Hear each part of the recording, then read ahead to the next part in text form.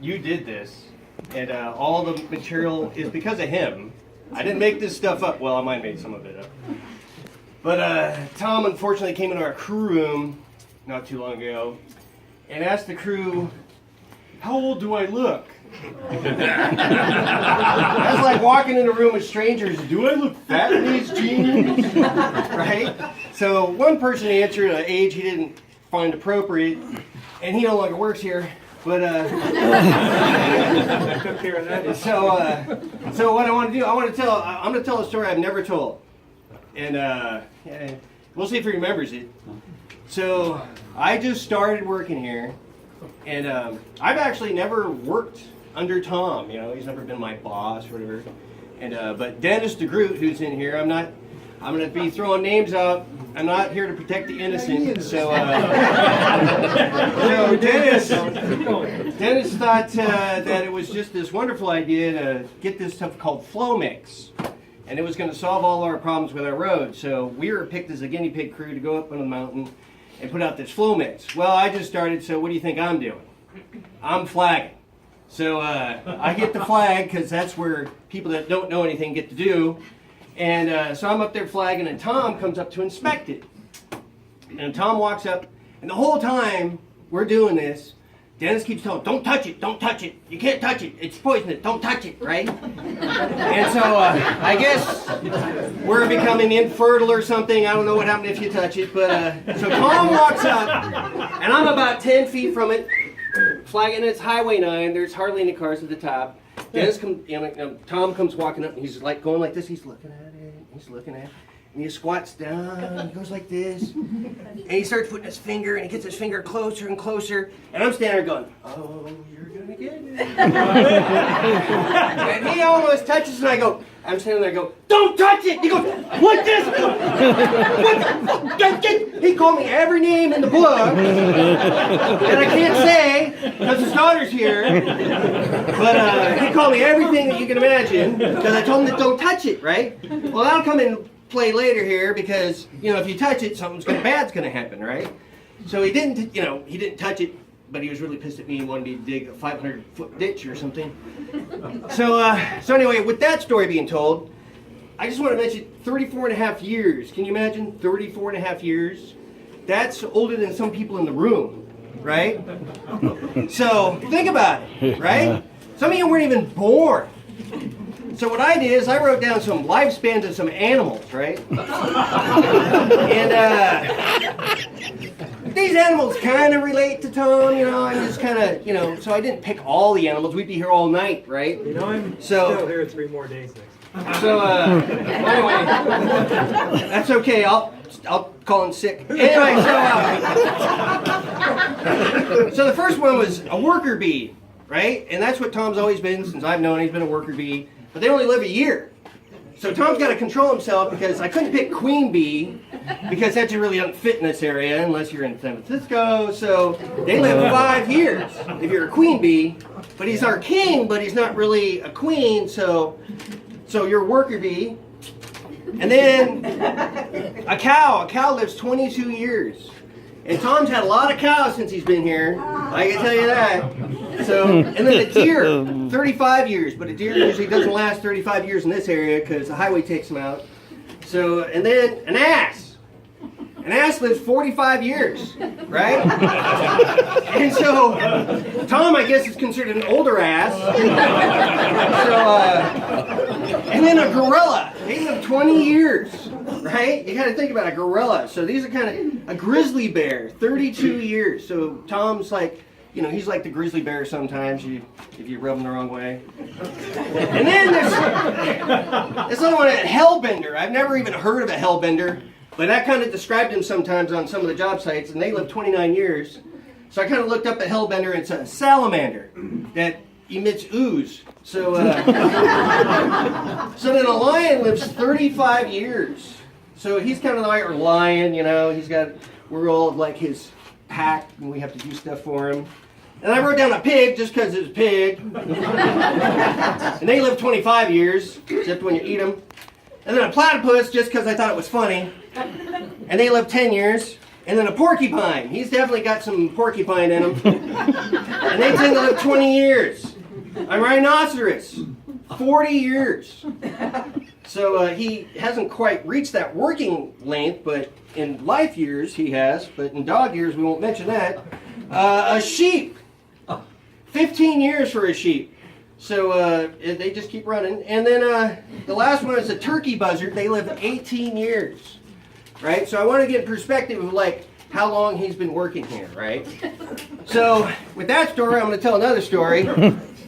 So that goes along with, and Dennis, I'm sorry, but you know, I worked with you a long time. So we had this problem with 1032s, brings up the animals, and they weren't getting buried properly. And people are throwing bags over the side, and so they thought it was us up on Highway 9, and so Tom sent out the email. Unfortunately, Tom sent out the email, and Tom doesn't know how to spell very well. So Tom sent out the email. Oh, make sure you bury your 1032s. B-E-R-R-Y. So Dennis knew what I meant. walked up to him and, well, that's what it's all about. So Dennis walked, he goes, do you want us to bury him in strawberries or blueberries?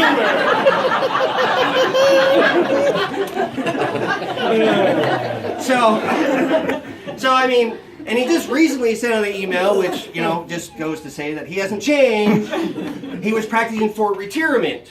So, I know you meant to spell it correctly. I did. And autocorrect sometimes can be an enema. I mean, an enemy. So you got to realize that. So then, so as the memory goes, and I'm sure his daughter may be attested, his son's not here. But as you walk around, you try to get your memory going. Sometimes you walk into a room and you forget what you walked into the room for. Well, Tom did that. He walked in my office. I forgot what I was going to ask you.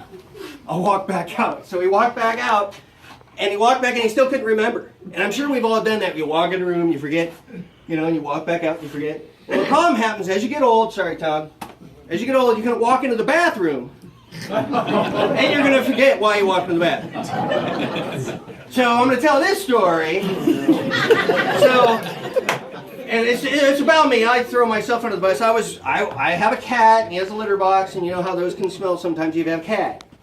So I go into the bathroom, and I close the door, and I go to sit down, and I sit down, and all of a sudden I realize the cat's next to me in the litter box doing the same thing I'm doing. Well, I was already committed. And so I'm not getting up. So the race was, who's going to get done first?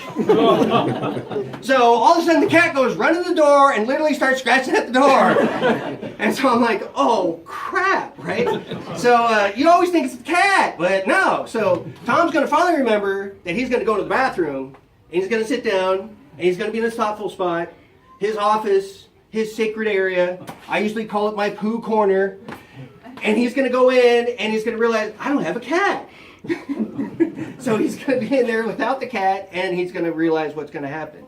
So then, Tom, as he gets older, his wife's going to end up having taken places, right? Because his hearing's going.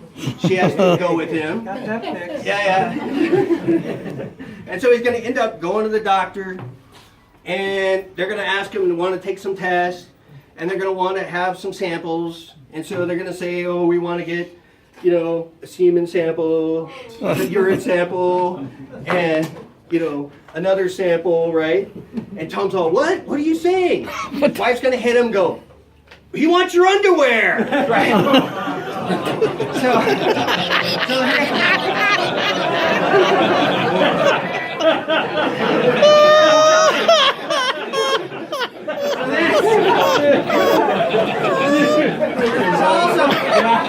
then, you know, as he gets older too, his sight's going, and he can't see, and he's going to walk out and go pick up after his dog, and he's going to walk out there and go, oh crap, and he's going to walk back in the house and grab his glasses and realize he can't see shit without his glasses.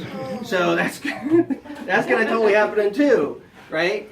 So, the other story is that... Can we get to the nice stories? The nice stories? I thought they were kind of nice.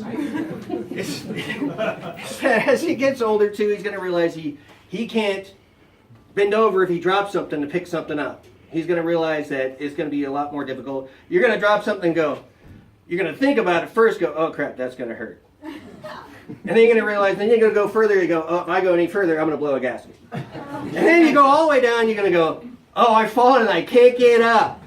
So that's totally what's going to happen as you get older. And so the last thing I want to say, oh, Greg made it. So I wanted to say this last thing, and it's, in regards to Tom, and it's called the senility prayer. So it says, grant me the senility to forget the people I never liked anyway, and the good fortune to run into the ones I do, and the eyesight to tell the difference. So Tom, anyway, for all those times that you come into my office and you come in the crew room and you say things to me, you do come in and give us insightful information. I do appreciate it. And all of us have, worked with him in some other aspects of things, and he does have a little bit of a anger side to him once in a while. Passion. He's very passionate. A little bit. We've bumped heads over the years, but we've worked things out. And I just want to thank you for your time and your service. And 34 and a half years, that's a long time. A lot of us think to ourselves, it's like, ooh, oh. Because I bring it up in the crew room, and they're like, I don't think I can stay here another 20. So anyway, thanks, Tom. Thank you.